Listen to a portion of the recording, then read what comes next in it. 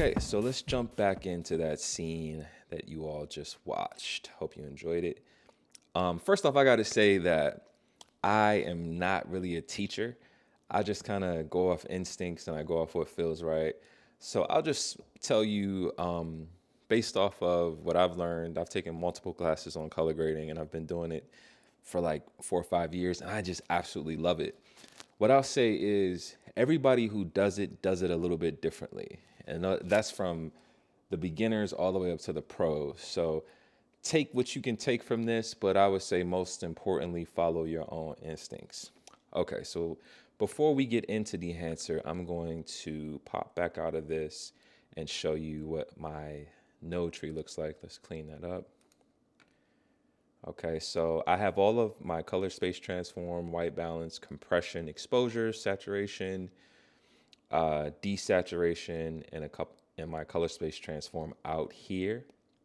So my dehancer is placed after my color space transform. So I'm going from DaVinci wide gamut to Rec 709 here, and dehancer is placed after that. Now I've tested it for about 3 weeks and I've just seen that it works best to my eye after the color space transform. So let's jump right in. So here we have Rec 709, which is capturing the Rec 709 from the color space transform here. All right. So I just made a few slight tweaks to the color. In terms of, to start with, this is the film section right here. This is where the bread and butter of Dehancer, and this is the best part about it, I think. So let's turn that off right there. So when we turn it off, it gives you kind of cartoonish colors in this scene. It's cool, but that's much better. It's much more vibey. And I chose Portrait 400 for this particular scene, and I also pushed it 2 stops because if I were to shoot Portrait 400 in this particular scene, I would push it 2 stops to 1600 to get this look here, because I think that's what my camera was at, 1600.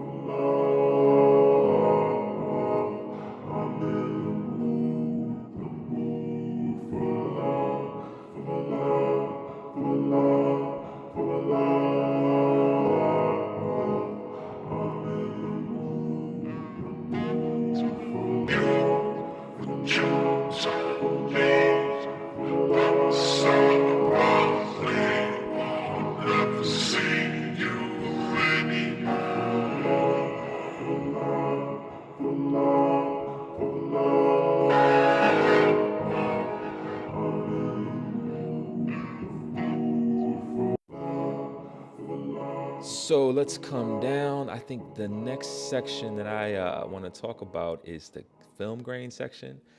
Now, when I come to my clips here, this section here is actually shot on film. Like this is 16mm film. Actually, let's turn the volume off. This is 16mm film right here. And one thing that you see about 16mm film is that it is very grainy and it's also very sharp. Let's take a quick look at that. And you see the halation up around the helmet area here, and you see halation up in the trees here. And you can see how thick that grain is. And also you can see that you can see a lot of grain in the highlights and the midtones here, but you can't really see as much grain in the shadows here. So one thing I really like about Dehancer is let me come back to that first clip, is you can adjust the grain. So in this particular scene here, I have the shadow grain turned really far down. And as this image gets brighter, the grain gets higher, and there's also a lot of color in the grain. So I'm doing a 16mm film look here. So let me blow that up a bit. And let's turn the grain off. Very clean, a little too clean. And on, very vibey. And I love the way it moves. You can see it moving there. Okay, I think that's enough for this clip. So we talked about 2 sections. We talked about the film look, the actual film emulation, and we talked about the grain. So let's pop into the next one.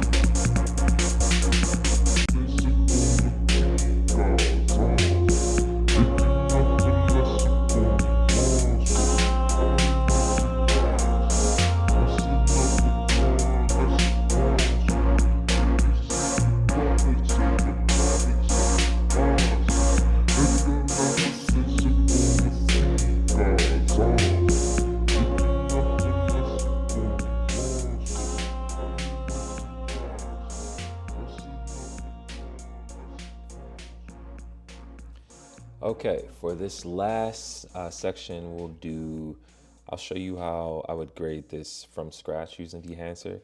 So this is, the camera I shot this with was, let me see, this was, I can't remember, CST. Okay, this was the Lumix S9 as well. Great camera. All right, so this is my Rec 709 look here. That's how it looks straight out of camera vlog. That's where we are, pretty damn good if I don't say so myself. So we'll come in, we'll search Dehancer.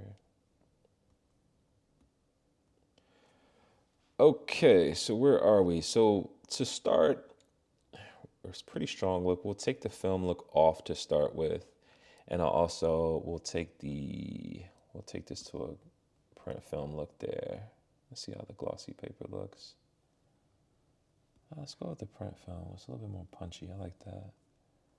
Let's turn. Actually, spell that up a little bit. Too much grain there. Let's take that off for now.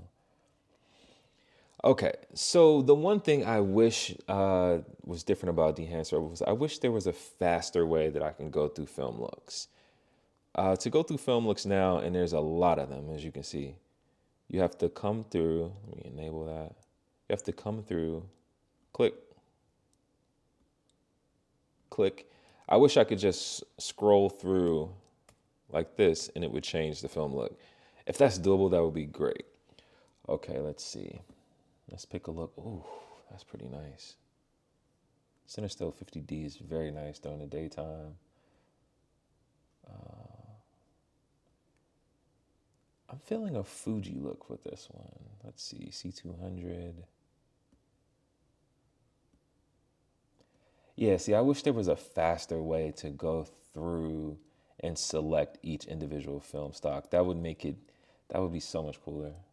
Ooh, I like 400 here. Let's see what happens if we push it a little bit. Pushing it gives it a little bit more contrast. That's pretty nice. Actually, let's just leave that right there. So for this scene, I think I want to make this a touch warmer there. Just a little bit warmer. And I don't want to mess with the tint or the exposure. Film developer, let's come here. Let's see what happens.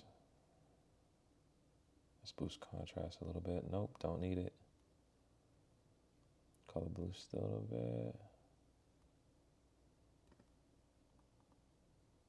Just a touch there. Let's look at film compression. Let's see the tonal range. The tonal range determines at which point the compression starts. So if you turn it all the way up, it's compressing everything. And the lower it is, the higher the compression starts, essentially. So for this particular scene, there aren't any real harsh highlights, so I don't think we need it. Let's come down to the print section. I like the analog range limiter because it raises the blacks a little bit. Let's check the contrast. And we can add a little bit of contrast back into it there. And then we could target the whites and make the nice exposure, excuse me.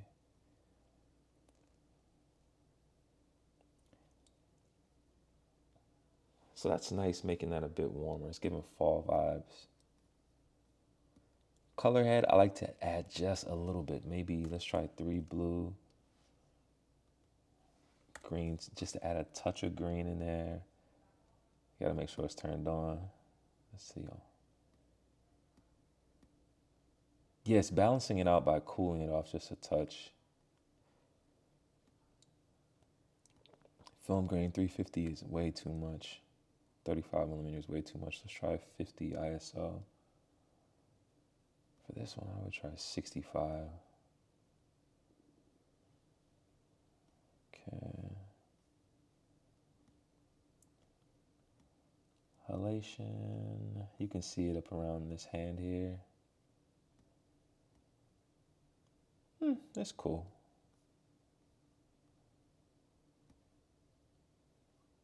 Film damage. mute this.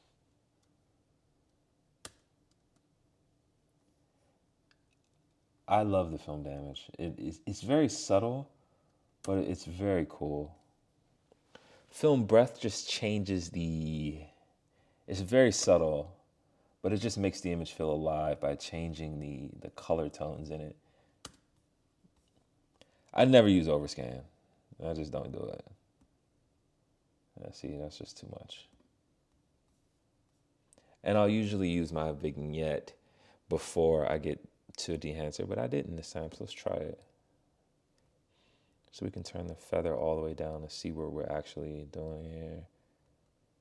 And also, if you put your mouse on this area and click and drag, it allows you to do finer tuned adjustments.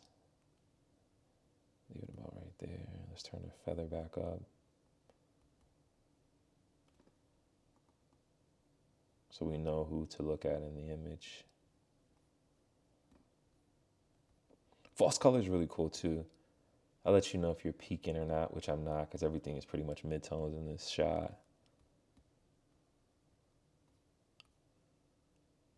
Another feature, I like this. I don't really use this too much, but to be able to turn up or down the overall impact is a very cool feature to have. Let's see. I think we can go pretty much 100% on this one. Okay, so let's see. That's off. That's on.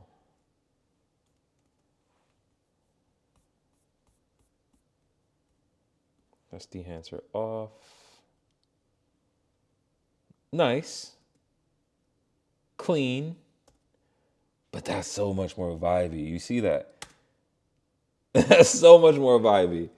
Yo, this is my first tutorial like this. I hope you all enjoyed it. And I have a newfound respect for people who do this, because it is not as easy as most people make it seem.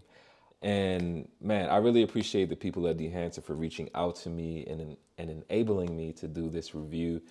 I have a code in the description. It's Love Melodies. That would really help out my channel if you all decide to purchase and would like to put that code in. You'll get 10% off. So yeah, that's it, man. That's a wrap. If you like this video, let me know in the comments. If you got some pointers and you do reviews, let me know. This is my first one.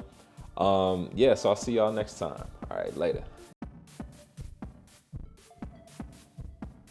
Okay, so the first thing I do is when I get in here on the Dehancer app, as I come to select the photo, let's pick something at night, this one.